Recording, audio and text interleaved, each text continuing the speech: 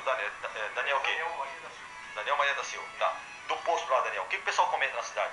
Todo mundo comenta, porque é geral mesmo, sabe? O pessoal comenta no negócio lá. O pessoal tá comentando lá que armava pra cima de você, né, cara? Tá. Você é um cara trabalhador. Como é que era o serviço que Juquiá com vocês? O serviço aí, nós aqui é nosso lado, né, cara? Hã? Você trabalhava bem. Dava um apoio pra vocês, dava legal. apoio pra gente. Tá. Isso aí todo mundo fala que trabalhava legal aqui. Então, Não, legal. Você, é o seguinte, você como vigilante, você já chegou aí no posto fase 4? Já chegou aí à noite? Já cheguei aí na alta contramão. Tá. Você já chegou, você conhece o Paulão? Conheço. Já viu o Paulão fazer segurança lá?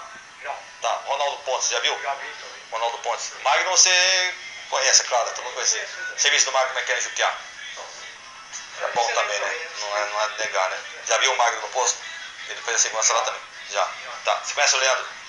Conheço. Filho do Paulão, né? Isso. Tá. Já chegou a ver o Leandro conversando com o Magno uma vez? Várias vezes.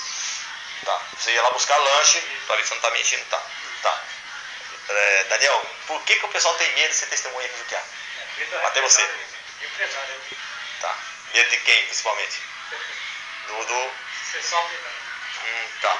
Tá bom. Então é o seguinte, todo mundo sabe na cidade que é isso aí, né? Que armaram.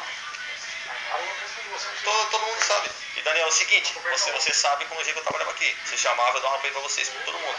Tá? Você sabe que eu era um mó, vamos falar um português claro, estaiado, queria ajudar todo mundo, né? Você estava no seu papel, no seu serviço. Né? Apoio agora, como é que tá de apoio agora? Como é que tá de apoio agora? Apoio tá uma sonegação, né? Não precisa falar mais nada, né?